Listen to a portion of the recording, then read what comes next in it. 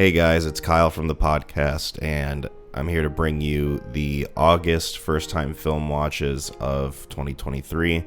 My voice, as you can tell, is a little wacky because I haven't been feeling good the past week, so you're just going to get to experience this lovely morning voice that I have, because I also literally just woke up.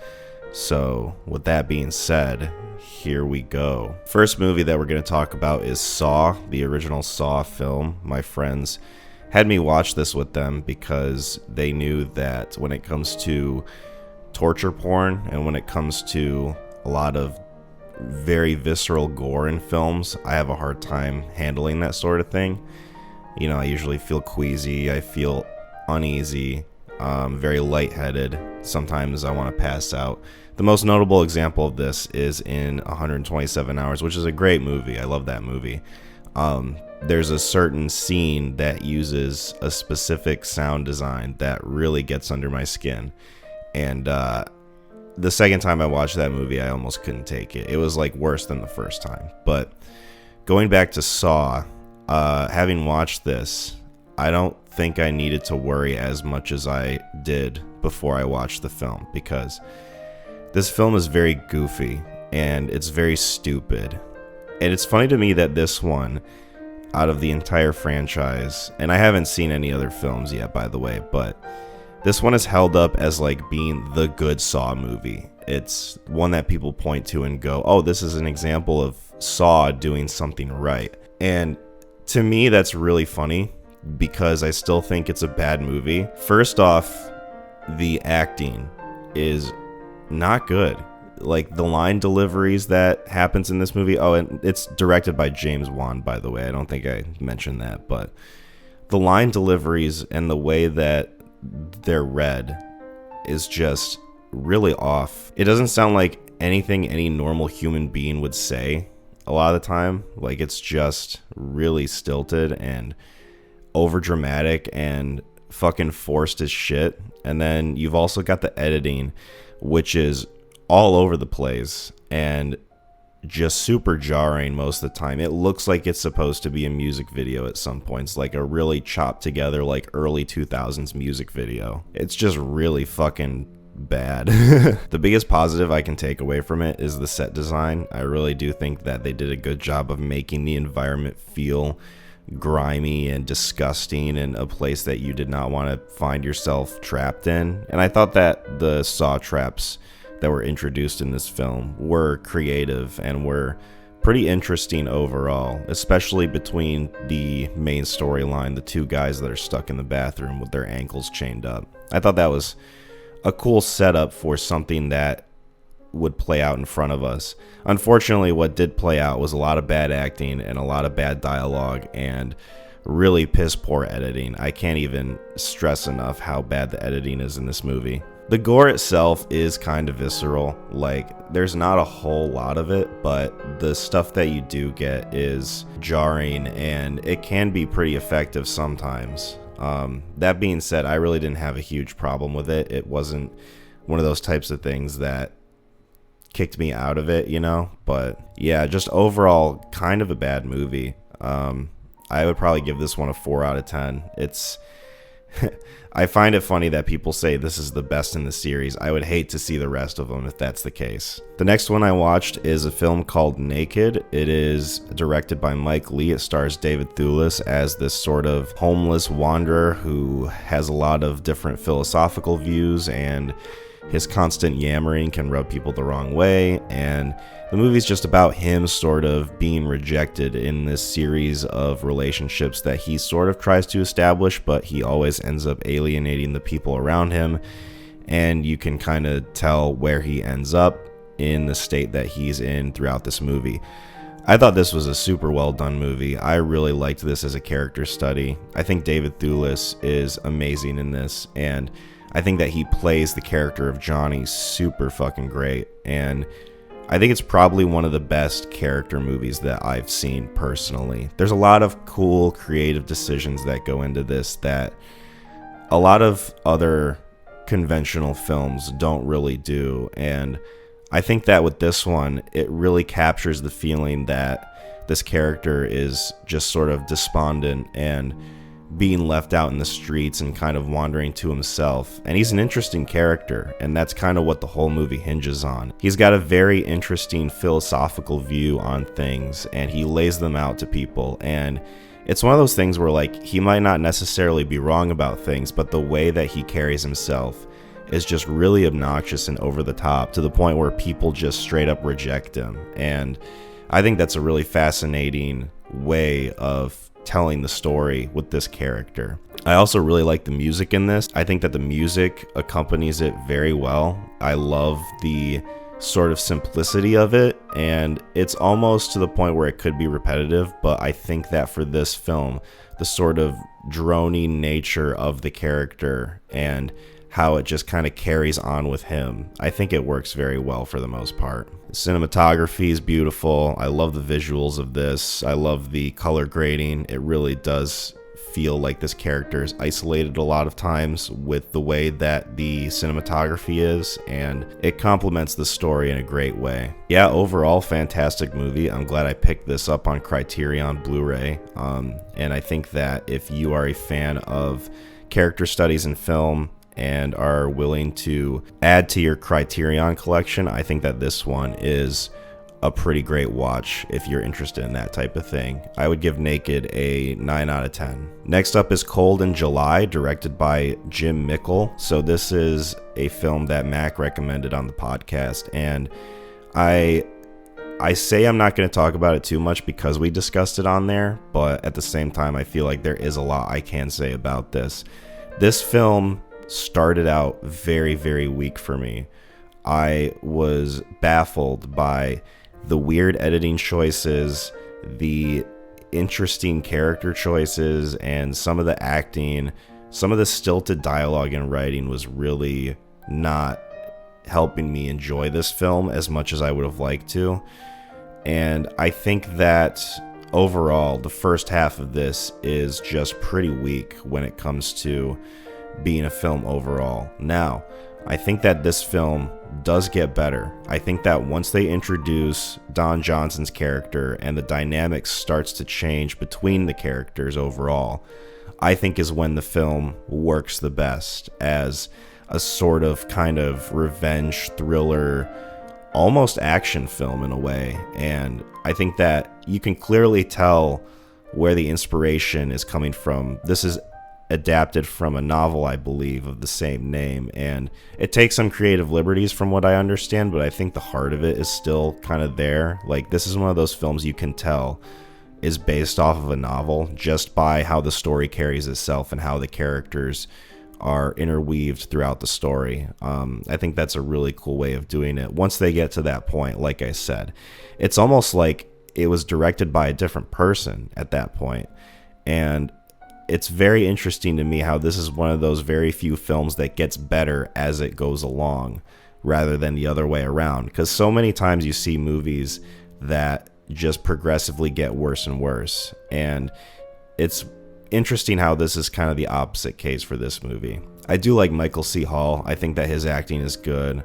Wyatt Russell in this movie is great, and Don Johnson and Sam Shepard probably steal the show, especially towards the last half of the film. I didn't think that Michael C. Hall's wife, the actress who plays her, I didn't think she was super convincing. The writing and acting for her character was just not doing it for me. I don't know what it was, but there was just something off about it in the caliber of performance, based on the fact that there are other actors in this movie that do a much better job with their roles than I think she does. Granted, she's kind of an ancillary character. She doesn't really matter all that much in the story. It's not like her character does anything big, but it still would have been nice to have something there that matched up with the performances of the other actors. So that would have just rounded it out very well. Cold in July, I'm not going to talk about too much more. This one is a 6 out of 10. If the first half of this movie was as strong as the last half, I would have really, really enjoyed this, but it's just that first half that's holding it back for me from being a great film. Next up is Incendies by Denis Villeneuve.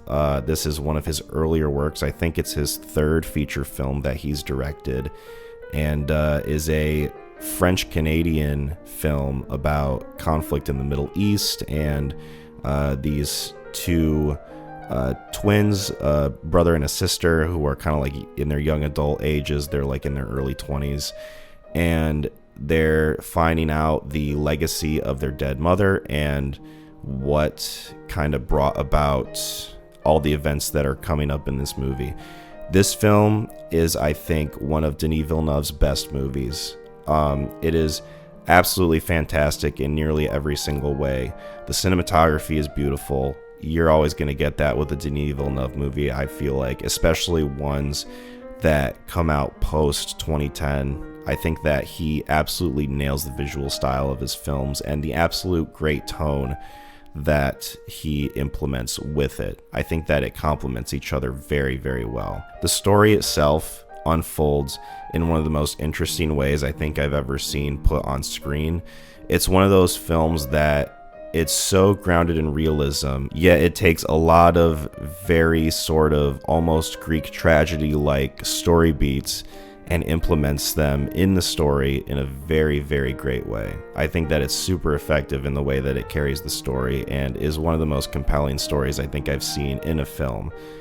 Probably ever. I think that the music choices are fantastic. I think that the acting is great and the characters are all very interesting. And this movie isn't really concerned about it being almost a character study, but you feel the character emotions and you feel the different things that they're going through and the level of tragedy that it evokes. And I really do think that it's one of the more better done movies that's like that. This film is easily of the top of Denis Villeneuve's movies for me. I think this one is only slightly behind Blade Runner 2049 for myself personally, but this is very much one of his best works by far. And this one's a 10 out of 10 for me. Highly recommend you watch this and check it out if you get the chance. It is absolutely fantastic. Next up is Serenity by Stephen Knight. It's a Matthew McConaughey and Hathaway movie. We get a cute little reunion from Interstellar, and this movie's a fucking trash fire. So why is this movie so bad? Well, let me tell you. It is very stilted storytelling, first and foremost. The way it goes about telling the story is one of the jankiest things I think I've ever seen. It's very jarring, and I really want to spoil what happens with this movie, but for the sake of people's curiosities, I suggest maybe checking this out for yourself. By far, don't pay for this movie. Absolutely do not pay for this film. Do yourself a favor and figure out how to watch it for free, because it is one of those on the border so bad that it's good movies. There's so many different scenes that feel out of place. There's a sex scene between two characters that just, with the implication of the story, feels really fucking whack. The characters are all one-dimensional. It feels like Anne Hathaway is playing a caricature of some sort of rich Southern belle when I don't think that's within her wheelhouse of acting whatsoever. Jason Clarke, I think, is almost the best part of this movie because his acting and his character is so over the top and so in your face that it almost feels like he kind of knew what sort of movie this was going to be and really just kind of hammed it up for the sake of the film. Yeah, I don't know. I feel like he was the only one in this film that wasn't taking it too seriously. Jeremy Strong is also in it pre-Succession, or at least during the filming of Succession or something, and his character is just baffling. It left me scratching my head so many times. And the story and the writing, cinematography's bland.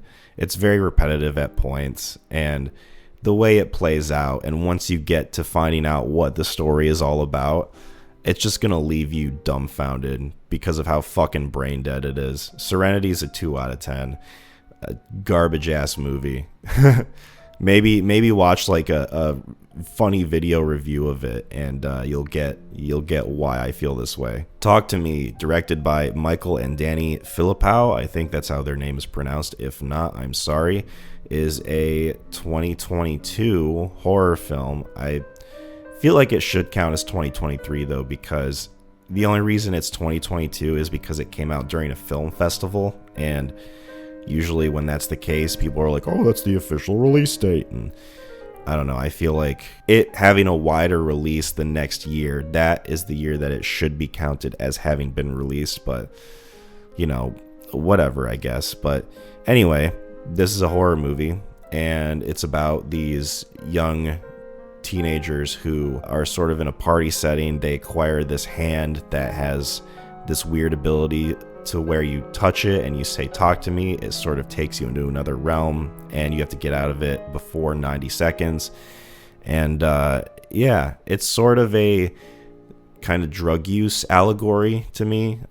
It's one of those films where I think you can interpret a decent amount from it because the writing of it feels pretty tight. And I think that as a horror movie and with the horror tone that it has and is going for, I think it pretty much hits the nail on the head. I think that as a horror movie, it is very effective in portraying the horrific nature of what's going on, and it shows you a lot of the different consequences of what could happen if something goes wrong. And I really do think that for the most part, it's effectively creepy. It's not really super jump scary. It's not one of those where it's like Skinamarink or anything, but it is a very cool film with a set atmosphere and tone that works very well for it. I really like the acting for the most part. I think that the writing is something that a lot of people can criticize, especially for the main character and her different character choices. But at the same time, I think that's sort of part of the charm of it, is that the characters don't always make the right decisions, and you have to keep in mind they're young teenagers, so they're prone to having flawed decision making, and they don't always make the best choices when it comes to stressful situations. And I think that that is displayed pretty well throughout this movie for the most part. I really like the different music choices. The visual style of it is really compelling, and the overall sound design too is really fucking good and effective at making it creepy and unsettling. One thing I will say is that some of the character interactions and some of how they're written feels a little convenient. For example, Miranda Otto's character, she plays a character in Lord of the Rings. She's the redhead girl, the I'm no man lady. Her character is written in a way that feels very convenient to how they want the plot to play out, and it doesn't really feel like it sometimes goes into an organic place. Like, she kind of blames the main character for something outright that she really doesn't need to. With the way that the scene plays out and the logic behind it, and then her character's perception of the events of the scene, it doesn't really make sense for her to be as angry as she is at this specific character. But it just kind of comes out of nowhere and is meant to carry the story in a certain way that I think isn't the most organic in the way it unfolds. But that's really one of the only things about the character writing of this film that I had an issue with. So yeah, I really enjoyed Talk to Me. If you're curious about our full thoughts, there's a podcast episode about it. This one I rated an 8 out of 10. Next up is X, directed by Ty West. This is a sort of slasher film. It's sort of a tongue-in-cheek take on the slasher film genre, set in the late 60s, early 70s type of thing. And it's one of those where, you know, I've been meaning to watch it for a while, and I know that it kind of has sort of a following behind it. When this film came out, I don't think anybody was really thinking it was going to be anything special before the release, and then it comes out and people check it out and they really dig it. So it's one of those that's always kind of piqued my curiosity. And yeah, I thought it was pretty well made overall. First and foremost, I think that the special effects, for how small the budget is, are very well done. I think that the slasher effects and the gore and everything going on behind it is very effective and elicits the proper reaction out of you when you're watching a film like this. And I think that it is kind of a refreshing take on the slasher genre, in that it sort of goes about it in an almost unexpected way, but at the same time, it is very straightforward. There's not a whole lot going on in this that's really complicated or anything like that. I think where this film is at its weakest is when it comes to some of the character writing and the different character relationships that they try to establish throughout this film. It's one of those where there's really no one in this movie that is redeemable, and everyone's just kind of an asshole, and you're really not meant to root for one specific person. It feels like everybody's kind of a sleazebag in a way. I think what this movie tries to do is it tries to paint these characters as irredeemable people in a way, so that when something does happen to them, you're able to have a little bit more fun with it, instead of actually caring about what's going on, but I think that with that sacrifice, it sort of diminishes some of the emotion you might get out of the scenes that are taking place in this movie. I mean, really, that's just my viewpoint of it, but it is one of those things where I have to note it because it is something that, you know, is sort of a subjective thing from a film. You might watch this and think, oh, I love the way that they write these characters, and I love the way they carry them throughout the story and how they go about their fates. And you know, I didn't hate it, but it's one of those things where, like, I wish it was done in a slightly different way to elicit a more emotional response from me. Yeah, overall, not a bad film. I would definitely check it out if you're a fan of slasher films. It's pretty decently made overall on a technical level, and this one's a 7 out of 10 for me. Next up, along the same lines, is X by Ty West, and follows the character of Pearl. It's sort of like a prequel thing. And I don't really want to say too much more about the plot. I will say I think I do enjoy this a little bit more than I did with X. I think that this works very well as a character study film in a way, and it still accompanies and still embodies that sort of horror slasher genre in it. But this one's more focused on the character that Mia Goth is playing, and I think that it is a great sort of dive into this history and the sort of backstory that you get with the events of X taking place after this film. And I think that Mia Goth is absolutely carrying this movie on her back. I think that her performance in this is fantastic and is probably one of the reasons why I think she's one of my favorite underrated actresses that is in Hollywood right now. She can go from playing a character that is sympathetic and really you feel sorry for, to a character that is borderline psychotic and doing all these awful things, and you believe all of it. You believe it as a actual thing that can take place in this film, and I think that her performance really carries that forward. I really enjoy this because it feels like it has that emotional punch to offer that I felt was lacking in a movie like X, that I really would have liked to see from something like that, and I did get that with this movie overall. So yeah, Pearl I give a 8 out of 10. I thought it was very well made, and I'm curious as to what Maxine is going to be like. I'm excited for that film. Next up is They Clone Tyrone by Jewel Taylor, and stars John Boyega, Jamie Foxx, and is about these people who come together to uncover a conspiracy that's happening in their town. This film kind of got buried in the Barbenheimer hype. It is one of those that slid under the radar because it came out on the same day that those movies got released, and it's kind of a shame because this is a really sort of fun, has the chance and potential to be sort of a cult classic type movie. First of all, I really like the tone that they set up for this film. It feels like it's almost sort of timeless and doesn't really belong in any one specific era. You could tell me that it's set in the 70s and I'd believe it, or you could tell me it was set in the 2000s and I'd believe you.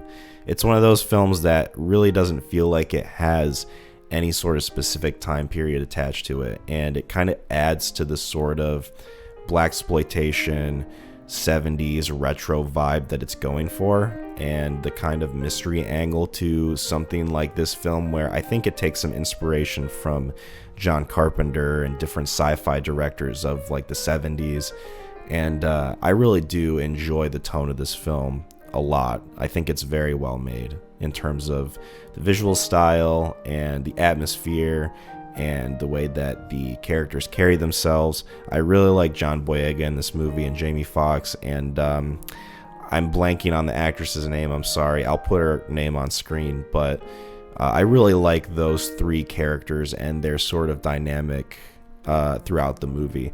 It's a little cliched at points. It's a little straightforward and predictable. Once you kind of get the gist of what's happening, you can kind of see where it's going. But at the same time, I think that overall it is well made for what it is, and I don't think it's trying to be anything too complicated as far as characters or plot. One thing that I had kind of an issue with was some of the character motivation. Towards the end, you meet a character, and it kind of makes you question the whole setup and why things had to take place this way. When you start to think about it, it really doesn't make that much sense, but it's one of those movies where you kind of just go with the flow of it, and you enjoy it for what it is. Not saying to, not criticize it for the things that it does wrong or anything, because I definitely can't do that. But it feels like one of those things where it was a conscious decision rather than a mistake on the movie's part. But still, it is something that I kind of had an issue with as far as like character motivation and why things are unfolding the way they're unfolding. I don't want to say too specifically what that is because I want you to check this movie out for yourself. So yeah, kind of predictable. Some of the character choices don't make a whole lot of sense, but at the same time, it is enjoyable. I do like the acting, and the tone of it is just really well made for what it wants to be. I think this movie is a 7 out of 10. Next up is Short Term 12, directed by Destin Daniel Cretton, the same director as Shang-Chi. And this is a sort of indie film that came out in, I think, 2009. It stars Brie Larson, and it's got Rami Malek in it. It's funny because they kind of market this movie now on YouTube as Rami Malek being one of the main characters in it, when he's not at all. He's very much just a side character. The plot does not revolve around him in any way. He's just kind of there. I really do enjoy this film. It is very feel good. It's very well written. I really like the acting in this movie, and I think it's one of those films where it's not afraid to get into an emotional territory with the subject matter and with the things going on and with the characters. I think that with the creative decisions behind that, it works very well. I really like the way it's filmed too. It kind of has that sort of almost bright and vivid but sort of shaky cam feel that a lot of indie movies can have. It almost feels at times like it's filmed like a Lars von Trier movie, except without the ugliness. I think Brie Larson knocks it out of the park. This is one of the better movies that I've seen from her. I have yet to see Room, so I'll touch on that whenever I view that next. But for right now, this I think is one of my favorite movies that I've seen her in. And shout out to Lakeith Stanfield. I think he was either late teens or early 20s when he filmed this movie, and if it weren't for this film, he probably wouldn't be an actor, and they almost couldn't get a hold of him to come back for this movie because he wasn't acting at the time and nobody could get a hold of him, and the director finally tracked him down through an email. And yeah, it's really cool how that kind of unfolded and sort of kickstarted his career a bit. Short Term 12, great film. If you like films like Little Miss Sunshine or Our Friend, or something that's a little more character oriented and has a great well-written emotional punch to it, I think that Short Term 12 is definitely worth checking out. This one I give a 9 out of 10. Absolutely great movie. Last but not least is The Girl with the Dragon Tattoo, directed by David Fincher. So with The Killer coming out soon, I told myself I want to check out David Fincher's filmography before that film releases, so I have all of his feature films under my belt. And this was one of the first ones that I started with that I hadn't seen before. And I really do enjoy this movie overall. I think that the tone is great. I think that Rooney Mara and Daniel Craig kill it with their characters. I think that the pacing is really good. Despite it being sort of a longer movie, I think it was 2.5 hours or something like that. I think it's really well made, and I don't think there was a moment in this film that felt like it was wasted. A lot of it's very visceral. David Fincher loves to show you the darkness and humanity and the sort of really evil places that they can go to, and this film is one of those that sort of exemplifies that with some of the characters, and you just get a sense that a lot of love and care went into this movie on a technical level, on a story level. I think that David Fincher made this movie as best as he could, and it's a shame that we're not getting more from this director and these actors when it comes to this storyline. And I think that's one of my complaints with this film, is that you can tell that there's more in store for these characters that they wanted to do, but that they couldn't do because of certain rights issues and because David Fincher couldn't get the script together, and then they sold the rights to the story to another production studio, and they went ahead and made The Girl Who Was Trapped in the Spider Web or some shitty movie like that, like some weird pseudo sequel that they made to look like more of an action film that just doesn't look nearly as good as this movie. I love the sort of mystery angle behind it. I think that David Fincher has that sort of knack for crime thrillers that not a whole lot of directors can pull off, and I think that he does a really great job at letting the mystery of the story unfold without showing his hand and telling you exactly what's going on. I appreciate that a lot about him as a director. It feels like he knows that his audience wants a certain mystery for them to solve, and he doesn't treat them like they're stupid, and he gives them a lot of credit when it comes to figuring out what's going on in the story, piecing the puzzle together, and letting the characters kind of carry you through that and living vicariously through what they're trying to solve. And I think that it's a very effective way of telling the story, and he does that a few times, like in Seven and Zodiac and this movie especially. And I think that within his wheelhouse, that is something that he does that I absolutely love. So yeah, Girl with the Dragon Tattoo, that one I give an 8 out of 10. Absolutely great. If I ever watch it again, it might go up, but for right now, I'm comfortable with that score. And that is it for August Movies 2023. Thank you guys for suffering through my horribly sick voice. I'm quite tired, and there's not a whole lot I want to say after going through all those movies, so I'm going to keep this quick and short. Check out the podcast, subscribe to the channel if you haven't already, and the next film watch video will be out in 2 weeks from now. So hopefully you enjoyed this, and I will talk to you guys later. Peace.